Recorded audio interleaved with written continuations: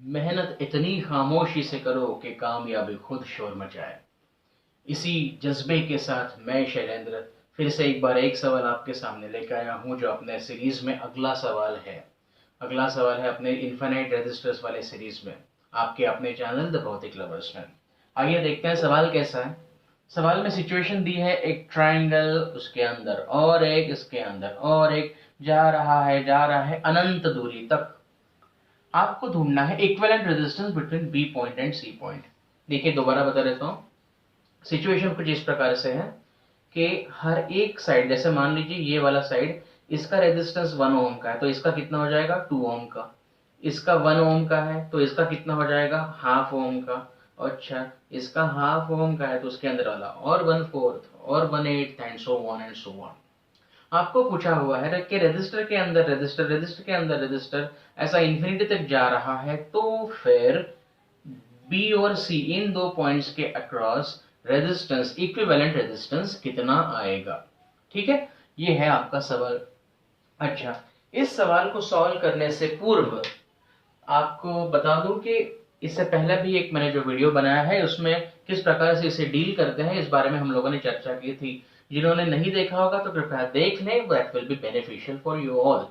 ठीक, रिकॉल करते हैं किस प्रकार से किया जाता है। भैया दो स्टेप्स होती हैं। कौन सी दो स्टेप्स होती हैं? पहली कि क्या मुझे कोई पैटर्न नजर आता है इसमें।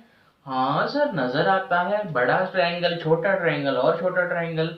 तो क्या मुझे कोई पैटर्न या मुझे कोई रिपीटेटिवनेस नजर आता है, वो मुझे देखना है।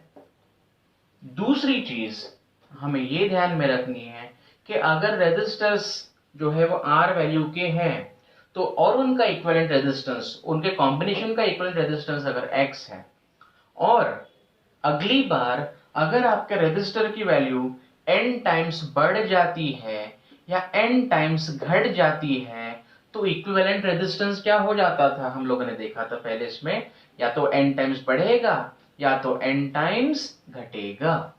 इन दो फैक्टर्स को ध्यान में रखते हुए इस सवाल को हम लोग सॉल्व करने की कोशिश करते हैं। ठीक है, चलिए देखते हैं क्या कर सकते हैं। अब क्या मुझे पैटर्न नजर आया? हाँ सर वो तो डायरेक्ट दिख रहा है, कोई बड़ी बात नहीं। ठीक है, तो अगर पैटर्न नजर आया है तो हम लोग क्या कर सकते हैं। देखो, इस पूरे ट्रायंगल वाली जो सीरीज है, इसका बी और सी के अक्रॉस इक्विवेलेंट रेजिस्टेंस कितना मान ले, चलो x बोल देते हैं। यानी ये जो पूरी सिस्टम है, पूरी अरेंजमेंट है, इनका इक्विवेलेंट रेजिस्टेंस कितना लूं, x ले लेते हैं। So let x be equivalent resistance about या फिर across which point, across B and C, across B and C. चलो ठीक है, मान लिया। अब यही चीज रिपीट हो रही है, तो क्या मैं ये कह दूं कि अगर इन सब का मिलके इसके अक्रॉस रेजिस्टेंस x है, तो अगर मैं उसका कोई सेक्शन चुनूं, जैसे मान लीजिए इसका इक्विवेलेंट रेजिस्टेंस हमने कितना कहा, ये दो पॉइंट्स के अबाउट x कहा। अब मैं क्या करता हूं कि अंदर वाला पार्ट लेता हूं, जिसका हर एक का रेजिस्टेंस, इसका कितना था 2r 2r 2r और अंदर रिपीट हो रहा था, उसका कितना आया x आया। अब मैंने उसके बजाय r साइड वाले लिए, वो भी इनफाइनाइटली रिपीट हो रहा है। अब मैंने सेकंड स्टेप में बोला था आपको कि अगर रेजिस्टेंस 2r का r 2r था, इक्विवेलेंट रेजिस्टेंस x था। अब रेजिस्टेंस r हो चुका है, पैटर्न रिपीट हो रहा है, तो अगर रेजिस्टेंस आधा हो गया तो इक्विवेलेंट रेजिस्टेंस भी आधा हो जाएगा। मतलब क्या कि अंदर वाला जो रेजिस्टेंस वाला पार्ट है, कौन सा, EDF वाला, ये वाला जो पार्ट है, उसका कितना हो जाएगा x/2। यानी the whole stuff, this one, ये पूरे के पूरे की वैल्यू जो है वो हो जानी है कितनी, x/2। किस पॉइंट के अबाउट, हमने b और c के अक्रॉस x बोला था, b और c के अक्रॉस, वैसे ही दो सेम पॉइंट कौन से हो जाएंगे, e और f। तो मैं ये कह सकता हूं कि ये जो दो पॉइंट्स हैं, इनके अक्रॉस का रेजिस्टेंस कितना हुआ, x/2। I hope it is clear up to this point. Now the thing has become simpler here कि आप उसको रीड्रॉ कर दो सर्किट को, अपने आप आपका आंसर हो जाएगा। चलो देखो कैसे करते हैं, रीड्रॉ करेंगे। चलो सर कर देते हैं, कोई बड़ी बात नहीं। मैं इधर में साइड में कर दे रहा हूं। ये रहा आपका ट्राइंगल, है ना। इसका रेजिस्टेंस कितना, एक मिनट, ई और एफ के बीच में आपने इसका पूरा रेजिस्टेंस देखा था, कितना था, x/2। तो क्या मैं ये कह दूं कि इस पॉइंट के बीच में जो रेजिस्टेंस बना हुआ है वो कितना बना है, x/2 बना हुआ है। AE कितना 1, AF 1, EB 1, FC 1, BD plus DC यानी BC कितना 2। क्या यहां तक ठीक है, हाँ सर यहां तक ठीक है। अब कोई बड़ी बात नहीं भाई, इसको सॉल्व करना आसानी से कर लोगे। हमें ये दो पॉइंट्स के बीच में रेजिस्टेंस चाहिए, बराबर। चलो ढूंढो। 1 + 1 2 ओम, यानी ऊपर वाला हो गया भाई 2 ओम का, 2 ओम का। नीचे वाला हो गया भाई x/2 ओम का, ये लो x/2। फिर ये वाला और ये वाला कितना हो जाएगा, 1 इस साइड में, 1 ओम इस साइड में। अगर आप प्रॉपरली देखें, this is B and this is C, तो दिस इज पॉइंट B, ये आपका पॉइंट है B। इसको ये 2 ओम का भी लगेगा, ठीक है। ये रहा आपका 2 ओम का, 2 ओम का। और ये वाला छोर कौन सा है, C है, ये वाला छोर है C, ठीक है। तो ओवरऑल आपने इस सर्किट को आसान बना दिया। अब ये तो आप आराम से सॉल्व कर लोगे, कोई बड़ी बात नहीं इसको, ठीक है। चलो करके देखते हैं, आप आसानी से आंसर ढूंढ जाएगा आपका। अच्छा एक और चीज, इसकी फाइनल वैल्यू कितनी रहने वाली है, कितनी रहने वाली है, x, हमने पहले भी तो कहा था। तो अब ढूंढो, 1 + 1 2, 2 और ये दोनों एक दूसरे को पैरेलल, तो कितना हो जाएगा जरा देखो। चलो सॉल्व करके देखते हैं अभी इसे। हम जब इसे सॉल्व करने की कोशिश करते हैं, देखो क्या मिलेगा, 1 और 1 2 is in series with 2 is in series with this, तो कितना हो जाएगा इसका, R1 और R2 जब पैरेलल में होता क्या होता है, उसके equivalent resistance R1 × R2 by R1 + R2, R1 × R2, so 2 × x/2 by R1 + R2, 2 + x/2। ये तो हुआ ऊपर वाले का। ये सब मिलके दो वाले के साथ पैरेलल में है, they are parallel with 2 ohm resistor, बराबर है।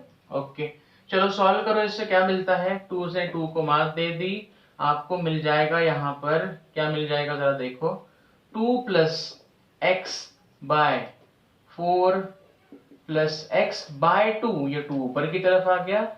It is in parallel with 2 ohm resistor. देखो कितना आ रहा है, 2 4 8, 8 + 2x + 2x/4 + x, ये पैरेलल में है 2 ओम वाले के साथ। अब भी मैथमेटिक्स वाला पार्ट आप आराम से खुद कर सकते हो, कितना हो जाएगा देखो, 8 + 4x, है ना, 8 + 4x/4 + x, 8 + 4x/4 + x is in parallel with 2 ohm resistor. यहां तक ठीक है इसका गणित। अब इन सब की वैल्यू कितनी आने वाली है, ये तो आप कहां देख रहे हैं, इन सब का इक्विवेलेंट रेजिस्टेंस देख रहे हैं। और हमने पहले ही प्री डिफाइन करा था कि इसके रेजिस्टेंस को कितना लेना है, x लेना है। तो जब आप इसको सॉल्व करोगे, इनका जो आंसर आना चाहिए वो कितना आना चाहिए, x आना चाहिए, है ना। जगह नहीं बची, मैं अब मिटा रहा हूं और दूसरी जगह पर सॉल्व करके दे रहा हूं। तो देखिए जब इसके मैथ्स को सॉल्व करोगे तो क्या आंसर बनता है आपका, ठीक। चलो one, this is simplified maths, तो आप अपने हिसाब से कर लोगे। Okay this is R1, this is R2, formula R1 × R2 by R1 + R2।